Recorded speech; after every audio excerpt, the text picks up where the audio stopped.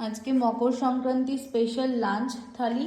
থালি বলতে ভেজ, যেহেতু আজকে নিরামিষ, একদমই নিরামিষ রান্না হবে। তো সেক্ষেত্রে আজকে বানিয়েছি মিষ্টি পোলাও, বাসন্তী পোলাও আর কি, গোবিন্দভোগ চাল দিয়ে আমার জন্য। এর মধ্যে কাজু কিশমিশ আছে, এলাচ আছে, দারচিনি আছে, লবঙ্গ আছে, তেজপাতা আছে। আর এর জন্য বানিয়েছি জিরা রাইস, প্লেন জিরা রাইস। এর মধ্যে জিরা, দারচিনি, এলাচ, লবঙ্গ।